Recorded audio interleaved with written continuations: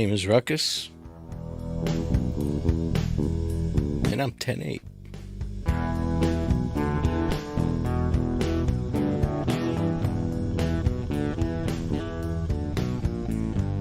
Please like, share, and subscribe.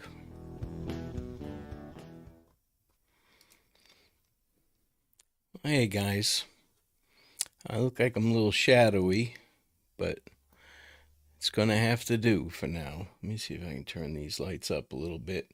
It's been a few days. I've got a new computer, and there we go. I think that's a little better. Got a new computer, so I'm still working things out, but I'll get it. Just takes time, you know. But I've been gone for a few days, and I haven't seen much progress on anything, to be honest with you. Um, the Idaho murders, the Delphi case. I mean, it's been nuts. There's really nothing. I haven't had any kind of computer, so it's been difficult for me to even keep up. But I've done what I could, but it's crazy that there's no nothing that's different than from when my computer crapped out, and that's a little better. So yeah, I've been keeping up a little bit, looking at a couple YouTube channels, but mostly, like I said, I've been getting this thing set up and running, and I just got my other one up and running, and it crapped out. It was a 2012 though, so what are you gonna do? Shit happens. All right, there we go. All right, so there's a few things with Delphi, right? That when Doug Carter said we made an arrest, he didn't say the arrest. He said an arrest in this case, and he made it sound and feel like that there's more to come. That this was just the beginning. You guys all know how I feel about how many people are involved in this case, and I know that there's at least a few more. Now, the reason they're not making another arrest quickly, I believe, is because one of the other people is already in jail. He's not going anywhere. So there's no rush. They don't have to put his name out there or anything. He's still valuable to them, as is Richard Allen. Richard Allen's very valuable if there's more people involved, which we all know there is. There is. They have made no indication that their case was closed and they're not taking any other tips, and this guy was it. And everything is just so sketchy to me. The way it's worded, the way they presented the PC. First they tried to keep it sealed, and then when they let it out, they redacted it, and all it was redacting a couple juveniles' names and a couple of other witnesses. Now, I don't know who's who, okay, because I've been believing up until this point, not led to believe, but the totality of the facts that I've looked at, I would have swore up and down that he came and went from the south side. Either that or he was invisible because nobody saw him. But now it appears that three juvenile females saw him. Well, they gave three different descriptions of this guy, of his clothing. Okay, now it may have been a little bit more descriptive during the interview with police. So that's when they just called them aside, I guess, and asked them. They split them up. They don't want them getting their story straight. and for a good reason. It's not that they did anything wrong. They're not trying to get their story straight.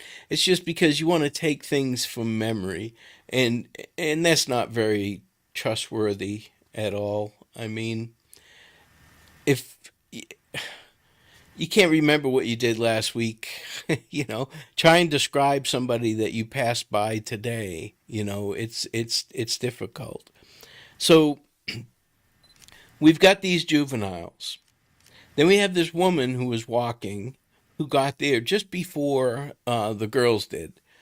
And she walked all the way to the bridge, saw him standing on platform one. Now, what I did is, hang on one second. Let me see if I have it right here. I think I do. I've been going through everything. I do. Okay. I have the PC here, right? So bear with me. Just so we can see how this sounds. I know that other um, content creators and stuff, they've gone over the PC and all that, but from what I could tell watching them and listening to them, that the only reason why they were doing it was to try and fit their PI into the verbiage and all that. Okay. Excuse me. Now, what I did was, instead of saying victim one, victim two, I wrote in Abby and Libby because we all know who that is. And of course, I put Kelsey's name in. And wherever it says like male subject, or they say, I put Ron Allen's name. Um, Hi, guys. Hi, Teresa. Hi, Sylvia. How are you? It's good to be back, to be honest with you. But I put the names in there so you can kind of hear what it sounds like. Now, just because it came off the top of my head, I mean, I didn't want to use three blind mice or whatever. But when it comes to the three juveniles, I use Mo, Larry, and Curly. Okay, just so we can kind of figure out who's talking about what. Okay, and the first question that I had during this whole thing, when I was looking over all of this, was they said that the recording on Libby's phone was 43 seconds long. So, and there was really nothing but girl talk. So, what kind of girl talk? I mean, what are we talking about here? You know, I missed you too. Missed you too, Teresa. Okay, so I'm going to skip over. You guys have read this, I'm sure, and you've heard it a million times, but I'm not doing this trying to lock this down onto a POI. I'm more concerned with the witness statements. Okay, so we all know that they found the bullet near Libby's body, between Abby and Libby's bodies, and that whole thing. Now, here's where it got muddied to me. It's when they started talking to the the juveniles and the rest of the witnesses. So, like I said, I named the three juveniles Mo, Larry, and Curly just to have a name for them. So, interviews were conducted with three juveniles, Mo, Larry, and Curly. They advised her on the Monon High Bridge Trail on Friday, 13th February 2017. They advised they were walking along the trail towards Freedom Bridge to go home when they encountered Richard Allen walking from Freedom Bridge towards Monon High Bridge. Mo described Richard Allen as kind of creepy and advised he was wearing like blue jeans and like a really light blue jacket, and his hair was gray, maybe a little brown, and he did not really show his face. She advised that the jacket was a duck canvas type jacket. Larry advised she said hi to Richard Allen, but he just glared at them. She recalled him being in all black and had something covering his mouth. She described him as not very tall with a bigger build. She said he was not bigger than 5'10". Curly advised Richard Allen was wearing a black hoodie, black jeans, and black boots. She stated Richard Allen had his hands in his pockets. Mo showed investigators photographs she took on her phone while she was on the trail that day. Photographs included a photo of Monon High Bridge taken at 12:43 p.m. and another one taken at 1:26 p.m. of the bench east of the Freedom Bridge. Mo advised after she took the photo of the bench, they started walking back towards Freedom Bridge. She advised that's when they encountered Richard Allen, who matched the description of the photograph taken from Libby's video. Now, here's another person. This is a whole nother person introduced. And I don't know if anybody's addressed this or not, but hey, MJ from Vermont, how are you? I actually had some family used to live in Burlington. I'm from Massachusetts originally, but I lived in Maine, New Hampshire, all over up there. Okay, so this new person seems to be introduced here. So I wanted to just give them a name. So Shemp. Shemp described the man she encountered on the trail as wearing a blue or black windbreaker jacket. She advised the jacket had a collar and had his hood up from the clothing underneath his jacket. She advised he was wearing baggy jeans and was taller than her. She advised her head came up to approximately his shoulder. She advised Larry said hi to the man and that he said nothing back. She stated he was walking with a purpose, like he knew where he was going. She stated he had his hands in his pockets and kept his head down. She advised she did not get a good look at his face but believed him to be a white male. The girls advised after encountering the male, they continued their walk across Freedom Bridge and the old railway bridge over State Road 25. Okay, so we've got, and this is why I'm saying they're introducing another person. So we've got three different. It says that the three juveniles. So maybe there was four of them, and one of them was not a juvenile. Yeah, I hear you, MJ. Still, I love the Three Stooges. Um,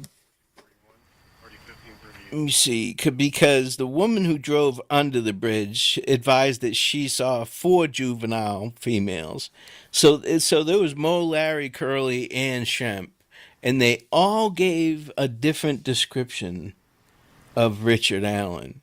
Now, just as a caveat to this, I'm positive Richard Allen is bridge guy, and that he's involved with this. There's no doubt in my mind. I'm just trying to wrap my head around when was it kidnapping, because they're saying that he murdered them while trying to kidnap them, but it's the verbiage is like he knew that they could have got great bodily harm if during this kidnapping.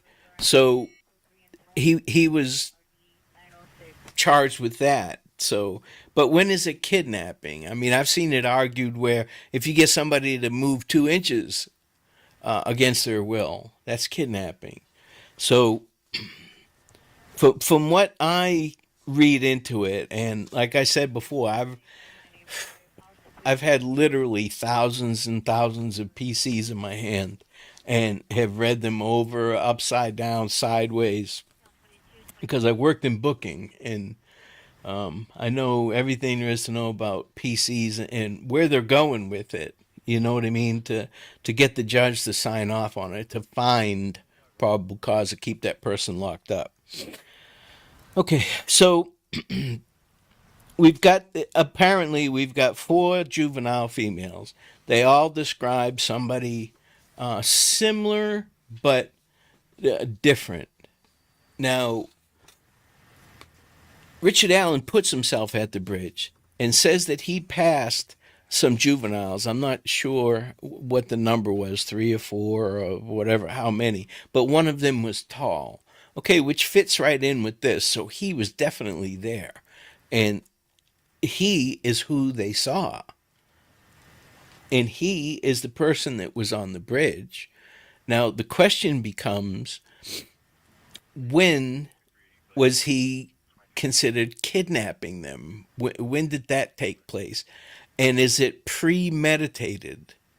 Um, was there a plan? If there's others involved, there's got to be a plan. Now it looks like, is my mic too loud? It looks like it's clipping out a little bit. See if that's a little bit better. I don't want to blow you guys' ears out. Yeah, the defense is going to latch on to whatever they can. They're actually doing some really good lawyering for this guy. Um, they're doing a lot better than nobody, but they're doing their job. They're doing okay. But the descriptions, the difference between the descriptions is not gonna matter at all, because witness descriptions and statements, especially from 5 6 years ago, no prosecutor's gonna um, put all his eggs in the basket on that, on the description. This is just corroborative evidence. It's because he said he was there and he saw these juveniles and one was tall. Well, then here's these juveniles and one of them is tall who say they saw him. Now, we don't know if they've spoken to these witnesses since. And hang on, I gotta take my glasses off to read this, MJ. I apologize.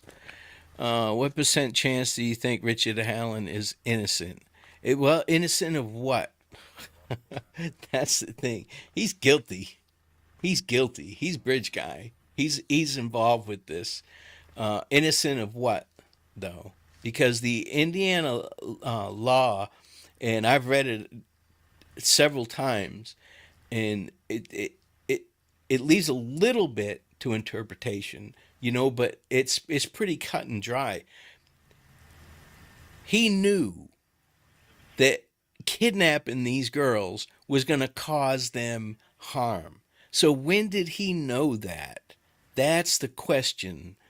If he didn't actually kill them, he knew that they were getting kidnapped. He knew that he was going to take possession of these two girls against their will, and do something with them that was going to cause them, or could cause them, great bodily harm. It doesn't even have to nail it down that, oh, it would definitely cause them bodily harm. It could have, and he realized that, and any reasonable person would think that. That's the way the laws work, is a reasonable person. So when did he know that kidnapping them was going to cause them great harm? Now, what I propose is that he knew what was going to happen to them. That this, and I've said it before, and I'll say it again, and I'll say it right up until the end, until I'm wrong, proven wrong, that the Anthony Schatz account and Keegan Klein are definitely entangled in this with Richard Allen. There's no doubt in my mind. Keegan's locked up. He's not going anywhere. So they don't have to worry about arresting him. And he's trying to make deals and all that. And I talked about that before in one of my other videos. They may even cut him loose and, have it where he just has to report as a sex offender.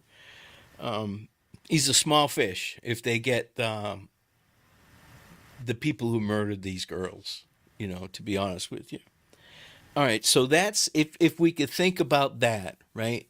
And I was hoping, shit, my computer crapped out. It was over a week ago. So I really haven't done too much with checking on this stuff with other podcasters and the such. But I haven't heard anything else. I don't know of any other theories or anything like that. So my thing is, Doug Carter said we made an arrest, not the arrest, not we got him, an arrest. And the prosecutor said that he believes that he's not the only actor in this case. So,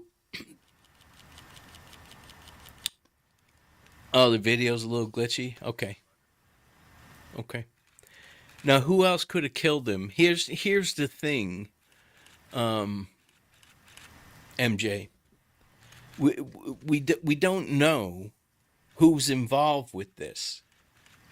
We do know that more than one person was using the Anthony Shots account. We know that for a fact. Okay, so that tells me that there's other people involved and that knew the girls were there. This is not a coincidence. It's not a coincidence, dude. Um, it's not a coincidence that they're searching a river right near the Klein's house. That's not a coincidence. Tony's not out of the woods yet, in my eyes. If nothing else, he knew. He knew some of the questions that Keegan Klein was asking these juvenile girls that he was soliciting pictures from and catfishing was asking them if they would have sex with his dad. Why would he do that? Do you follow me? That was Tony. You can't convince me otherwise. That was Tony. So he knows. He knows, and he's a shithead piece of shit, whatever you want to call him, pedophile. I don't give a fuck if he has an anger issue or not. You know, I've been hearing that too. Oh, he has an anger issue. Fuck him. Fuck, come have an anger issue with me, you asshole. But he's not out of the woods yet either, at all. So we got Keegan, we got Tony, and there's going to be some more people involved with it. Um, Let me see. How come they didn't take down the bridge guy? Wanted posters around town. I don't know. I didn't know that they were still up, Sylvia. But Richard Allen is he is bridge guy. There's no doubt he's bridge guy. But did he kill them? That's the question. They didn't just charge him with murder. This is what I'm trying to express. You guys may be absolutely right. He may have done it himself. This may have been a random chance encounter. I doubt it. I doubt it. And I'm not just giving some crazy off the cuff thing because of what I've seen and heard. If I don't see or hear it from law enforcement, I really don't believe it. Even me, you know, I've been out of law enforcement since 2008, so I wouldn't trust everything that I say or think. Me personally, I was just talking to my son, who's in law enforcement currently, yesterday, actually, and we were talking about this case, and he was saying the same thing. He's like, "There's more people involved, Dad. There's got to be." I was like, "I know, son, but it's they're really dragging their feet. They're taking their time. It took them almost 6 years to get this one guy, and he hasn't followed the case at all. My son, I just asked him questions here and there. He's got he's got real cases to work on. He can't worry about this kind of stuff. But you get somebody like Rick Allen, okay? He is not. He's quiet. He's reserved, right? He's creepy. He's creepy as fuck. Well, so is Keegan Klein. So is Tony Klein. So is whoever else was using that Dropbox and using that account.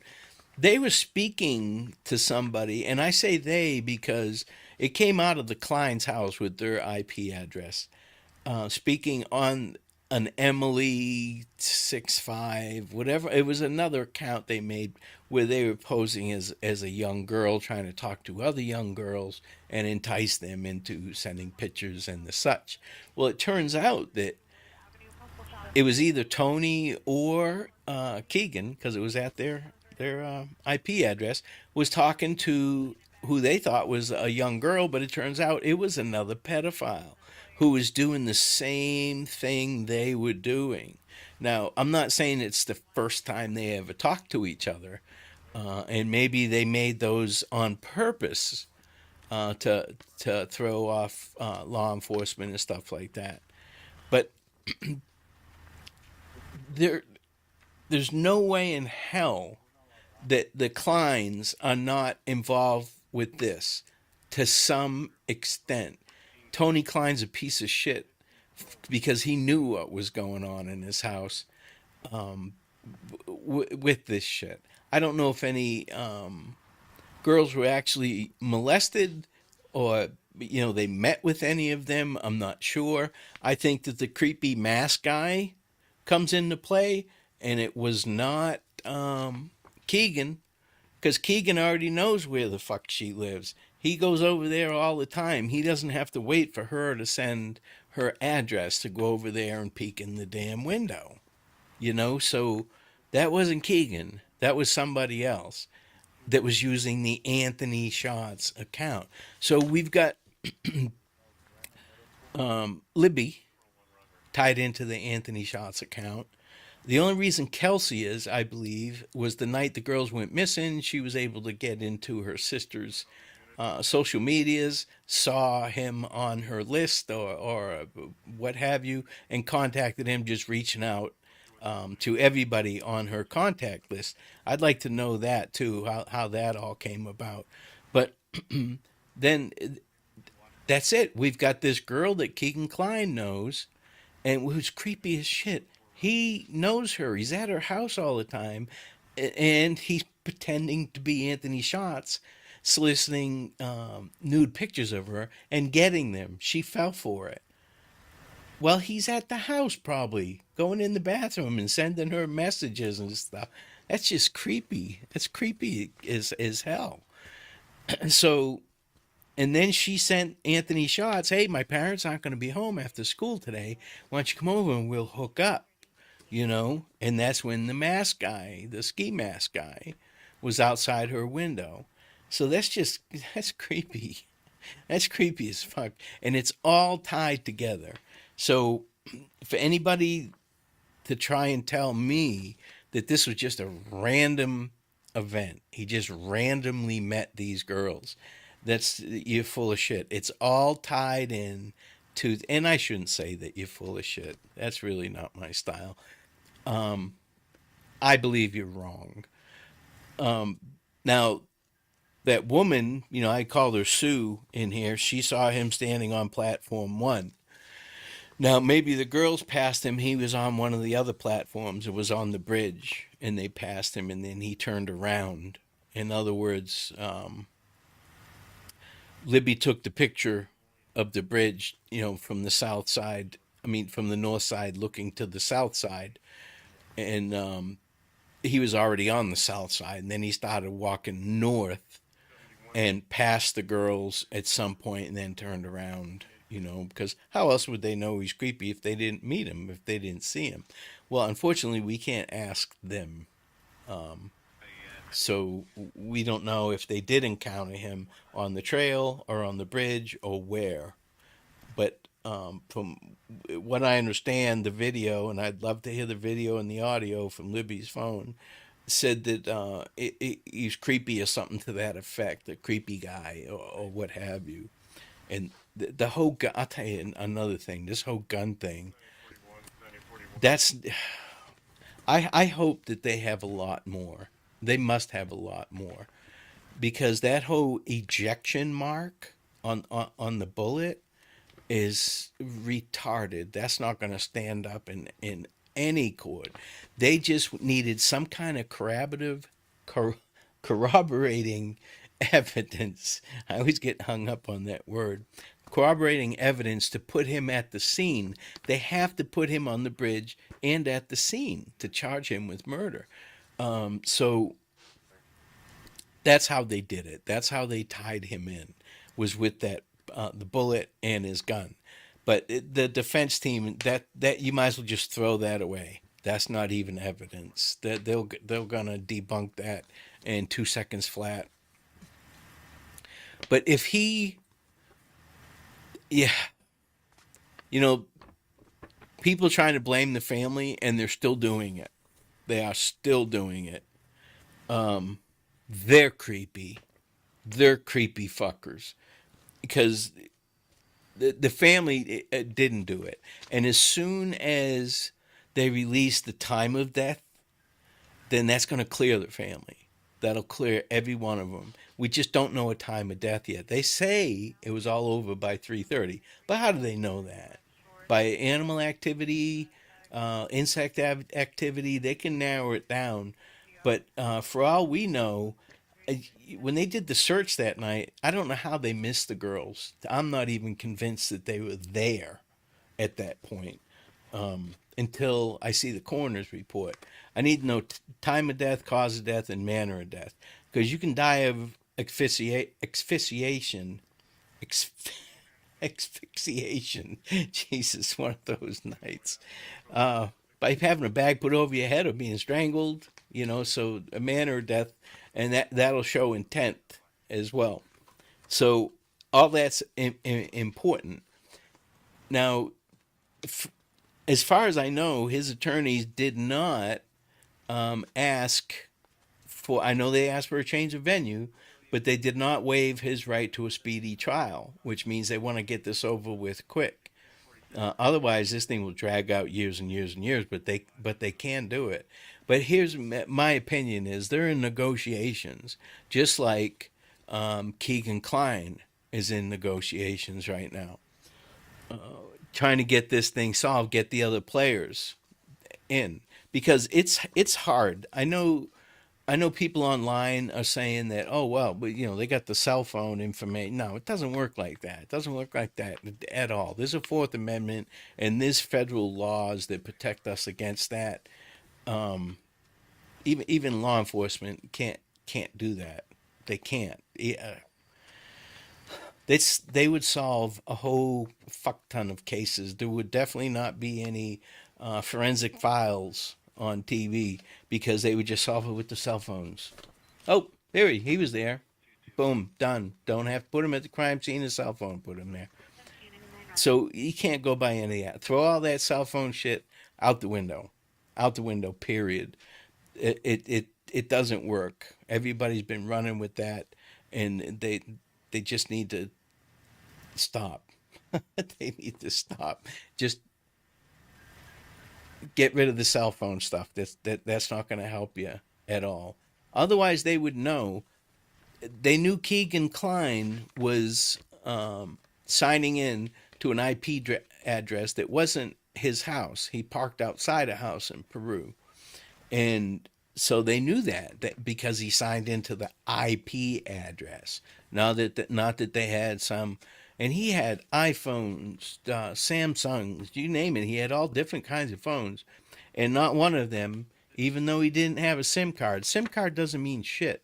The phones have GPS in them, but it has to be activated, and it can only be used for certain things.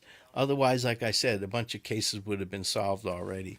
You guys have no idea how hard it is to even get phone records, and how long they are. They're ridiculously long.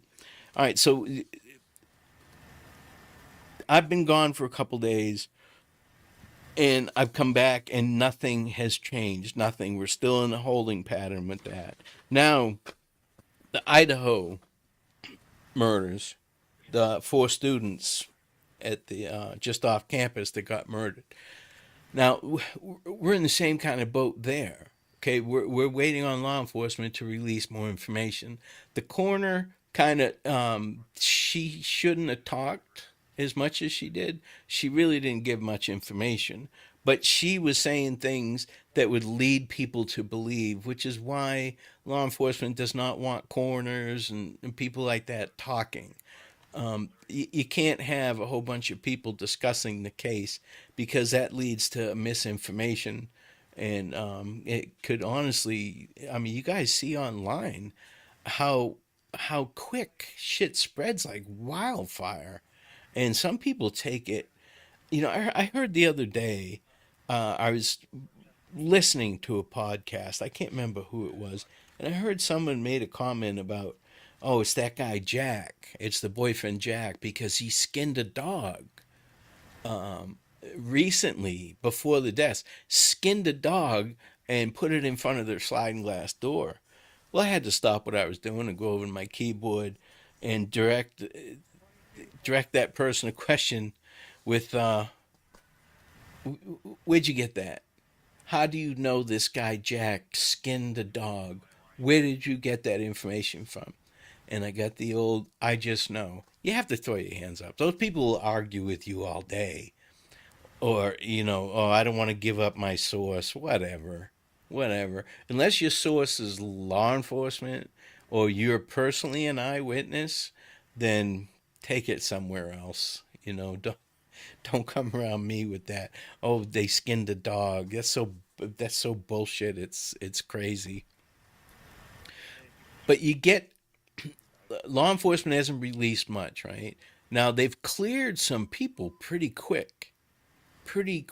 So that tells you they either have DNA or the people have a rock solid alibi, or there's evidence at the crime scene that's expulsory. It excludes them. Okay, so and the one thing that I keep going to because I've seen it happen several times. Hey Tony, several times is footprints. Now there was a lot of blood. Okay, so they're going to leave footprints, bloody footprints, as they travel around the house. We don't know where the victims were killed, on the bed, off the bed. Where were they? I've heard that they found the young man first, and one of the roommates called 911 and passed out. But yeah, you can't follow up on it. It sounds plausible, but law enforcement hasn't confirmed it. So I'm not going with it. It's just speculation at this point. But if there was bloody footprints, okay, and stay with me here because it's happened, and they're a size 8.5, bloody footprint. Well, say Jack and these other men, they have size 10 feet and bigger, or 9.5 and bigger. They're excluded.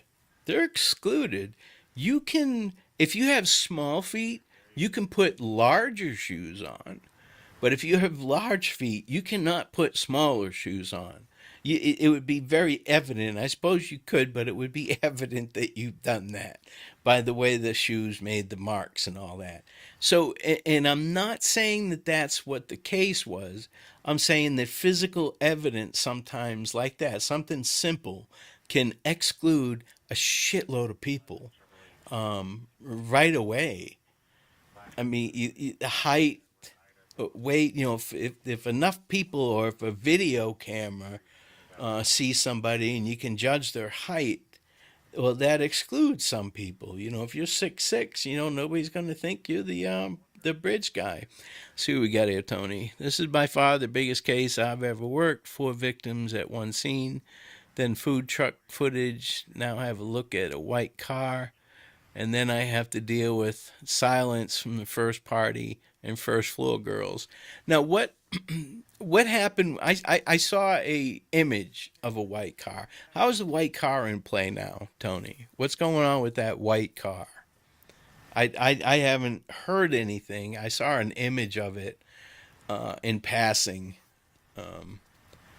Because honestly, I'm a little upset that the video's not working well. That's what I've been doing, is setting this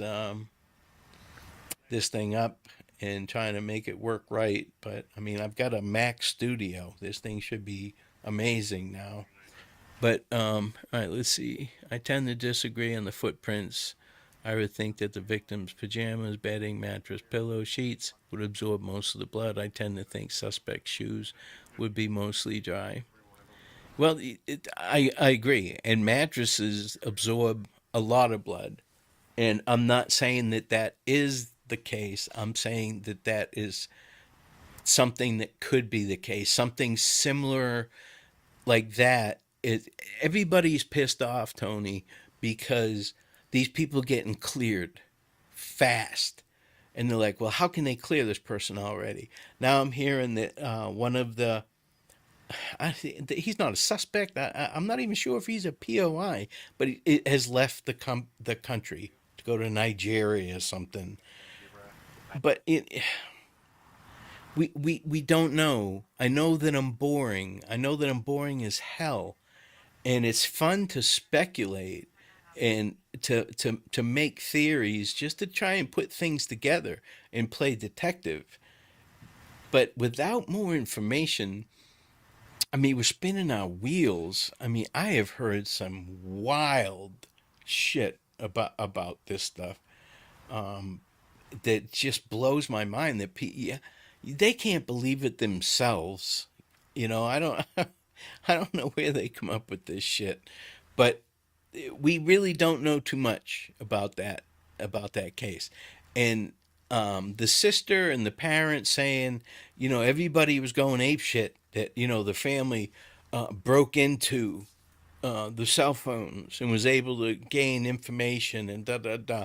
And that was a total fucking lie. That was fabricated. They shared a family password, so they were able to gain access to some of the programs on her phone. They weren't able to hack into all their phones and all that. And that's what pisses me off. People run with that and they believe it. Because I was like, holy shit, what's this guy, a hacker? I mean, that's amazing. And now people are looking at the family saying that he was trafficking humans and stuff like that. I just wish that they would leave the damn families alone, man. Let law enforcement do their job. It's not up to internet sleuths, and these true crime groups are fantastic.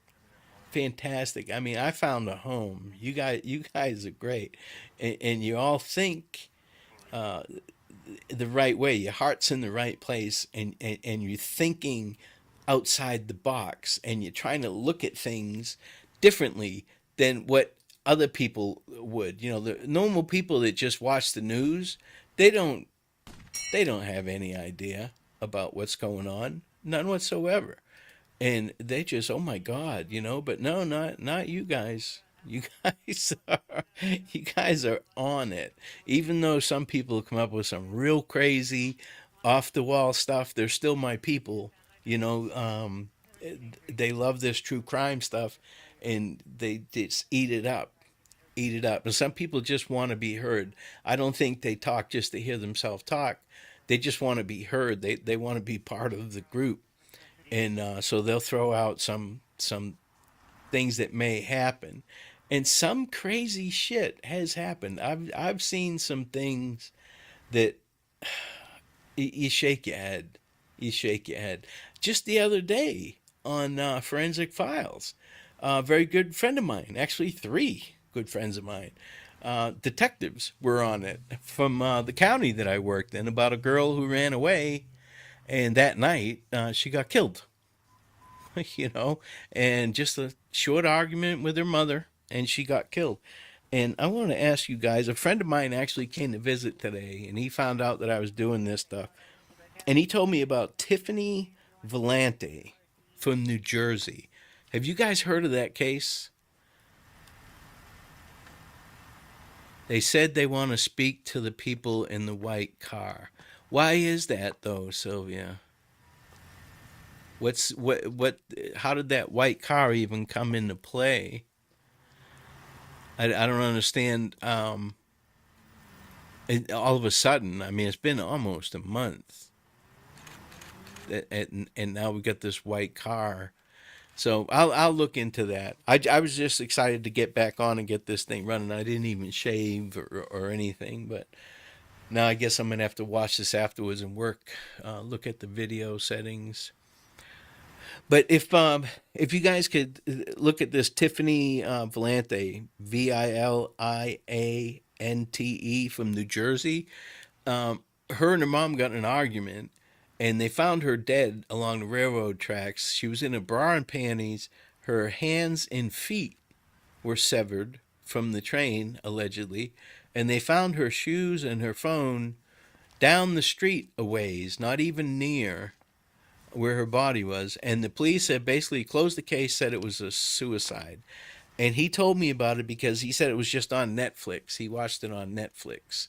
So I'm gonna check that out and look at it because, to be honest with you, these other two cases, until we get some more news, get some information from law enforcement, there's not a whole hell of a lot to talk about at all. There's not a hell of a lot to talk about. So I'm not going to come on here every night and beat Delphi and the Idaho murders down into the ground unless there's some new information. But I'm going to look at this Tiffany Valente case and see what I can come up with. See if how the police wrote that off. It's just difficult. I can't file a freedom of information because there was no charges filed. They said it was a suicide. Now, I'm here to tell you, if Debbie Collier was a suicide, anything could be a suicide. I thought for sure that she was murdered, but she, this gets crazy. Okay, they know the car was in the area around the time of the murders. All right, and here's my thing, Sylvia, and this is just how I am. How do they know that? How do they know that? All I've heard is there's no cameras. There's one way in, one way out. CD had the young man who was interviewed on TV, the neighbor, a few times, and I was able to ask him a few questions. And there's no ring cameras. There's no nothing anywhere in that neighborhood, and it's a cul-de-sac, one way in, one way out. So, was there a witness that saw the cars? Because then that makes it sketchy as well, man. Because witnesses, and I guess it's an Elantra or Elantra. They've got it down to what make and model it is, and all that. So, and if they don't find them, does that mean those people are sketchy? No, no, not at all. But they've just, what's more interesting is when people come up with this information, because I saw it was on the news, so I know it's legit, but nothing about where they got that information from. Fox 59 News, I don't trust them as far as I can throw them because they use creative editing. They'll ask a big long question and then they'll edit out all the shit to make it look like a question and put your answer at the end of it, make you look like a jerk. So, and they did that several times in the Delphi case. So, whenever they say they have a good source, I don't believe them. Not for one hot second. They're worried about being first, not being right. I never reached formal criminal justice training in the beginning. The only case I saw was a high bicycle ring, raiding a local pawn shop. I'm swamped and out of my league with the Idaho case. They didn't specify how they know. So, Tony, what do you do? I mean, are you just like an online sleuth? If you know about high end bicycles, I have a nice felt bicycle. Got my grandson a Ghost, and I bought a felt. We're going to start doing some bike packing. I'm getting my shoulder replaced the 22nd of this month, a full replacement. So as soon as I heal up a little bit, we're going to start riding. Live in Florida, so the weather will be nice. But you see what I'm saying, Sylvia? They did not specify how they knew. So that's. Now, did law enforcement put that out? LE is looking for this car and the occupants? Or is this just people online? Because I haven't, like I said, I saw the car, I saw the picture of it, so I know that it's legit. That it's out there, it's on the news. But I just don't know who saw it. Where'd this car come from? How did it just suddenly come into the picture almost a month later? All right, so LE put it out. So there has to be a camera somewhere. Like, here's a good for instance, Sylvia. This is a very good for instance. How many people knew about the camera at the Hoosier Heartland or Harvest Land storage unit before this PC came out? I certainly didn't know. I had no idea. So they could have a camera from a business And if that place is one way in, one way out, well, even though it's far away, you should be able to see who's going in and out of there. You know, either that or you'd have to have an eyewitness, but they're not very dependable. So, all right, I'm gonna check that out though. I didn't know there was a press release. Like I said, I've been busy. And here's another thing too. When you get in surgery like this, I'm getting both shoulders done. They're doing the right shoulder in a couple of weeks, and then around May or June, they're gonna do the left shoulder. Both my shoulders are jacked up. But man, this 15 appointments before the surgery. You have to go through all kinds of shit, you know, before you can have the surgery. It's a pain in the ass. But so I've been doing all that. So it's kind of good that my computer crapped out, you know. Well, they said I've had rotator cuff surgery on both shoulders, and that sucked. That recovery sucked. But they say the full replacement, because they're doing reverse replacement. They're cutting off the bone and switching the ball's not going to be on the arm joint bone anymore. It's going to be on the shoulder bone. So they're flipping everything around. Yeah, I'm a hot mess. The doctor said my shoulders look like a train wreck. So I've got no ligaments. Even the ones have torn off of my chest. My pecs are not connected in that rotator cuff area. So yeah, I'm a hot mess. So hopefully I'll be able to play golf again after this because I enjoy playing golf and doing this stuff. But so, Tony, what do you actually do? I mean, it sounds like you're a little bit more involved than just the novice true crime junkie. I know Sylvia's not a novice, and Teresa. I've seen them all over. Every single YouTuber that I watch, whenever they're live, I try and catch them, and there is a shitload of the same people. You true crime people are on it, man, on it. You've got the you're loyal, I'll tell you that much, but you've got your shit together when it comes to keeping up with the facts and stuff like that. Some are a little bit too overzealous, but still, I'm impressed. I'm very impressed. And if you ask me, law enforcement should use this as a tool, because honestly, what would it hurt at this point, right? What would it hurt to release more information on either one of these cases? If Delphi, if they say, yeah, there is other people involved, definitely there's other people involved, that's not going to hurt anything. Or releasing the cause of death, time of death, and manner of death. That's not going to hurt anything. I don't know why they just don't release all that, but for some reason they're trying to keep everything tight to the vest, and I can understand. But all right, I'm gonna look at that Tiffany case over the next probably over the weekend and see if I can get this video problem worked out. I find it hard to believe a student age 18, 23 would be old enough or cruel enough to pull off a crime like this. Tony, I wish I wish that were true, but it's not. It's not.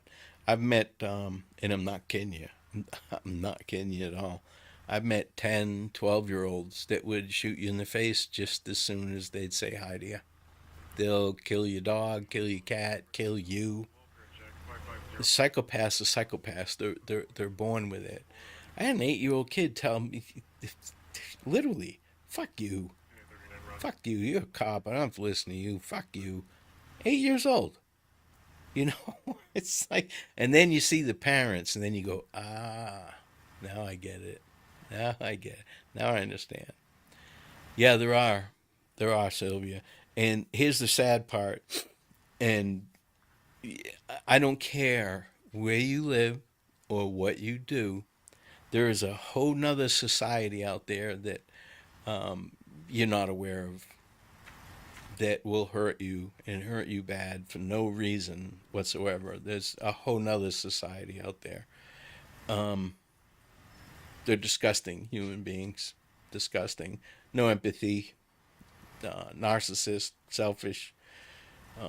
They don't care. If you have something they want, they'll take it from you and probably kill you for it. Doesn't matter what it is. You could have a fresh cup of coffee. If they want it, they'll cut your throat and take that cup of coffee from you. And they're out there. I'm not saying that, oh, that could happen. No, I know they're out there. I've met them. I've met them. But now my son deals with them. I don't have to deal with it anymore. So at least him and I have something to talk about.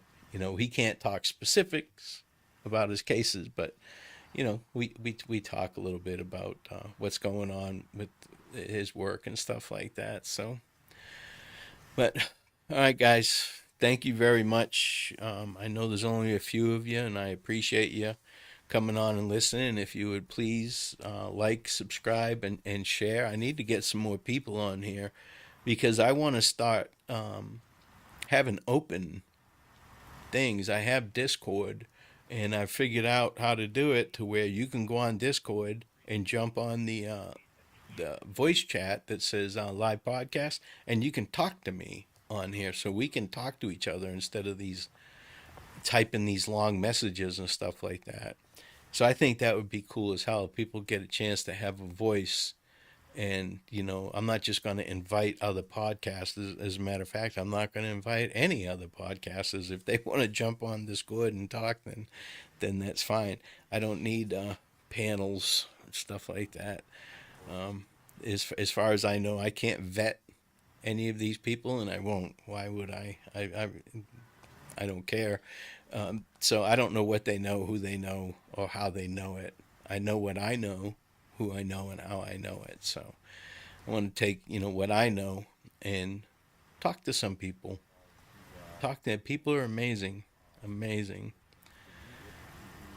All right, let's see. The only crime that reminds me of this in November to the Mercer Superbike Motorsports here in Chelsea, South Carolina. Yeah, dude, that was nuts. That's where 3 gentlemen and 1 woman got killed in that, right? Or was that the furniture store? Yeah, I know what you're talking about, though. I know exactly what you're talking about. I remember seeing it and reading about it. And I actually used to work at Power Sports, selling motorcycles, jet skis, side by sides, ATVs, all that. So that was kind of, it hit home, hit close to home. After I retired from law enforcement, I did a few different things, but that was one of them. But all right, guys, I'm gonna take off. I'm gonna go take a look at some of these other cases, and I will post some things on my community section where if I come up with anything or what have you, I'll post it on there. But if not, leave comments. If there's something that you guys hear, if you wouldn't mind, leave me a comment so I can keep abreast of the stuff that's out there. I don't really follow the online stuff too much. I don't like to get too involved with it. So, all right, guys. But have a good night, and I will see you guys soon.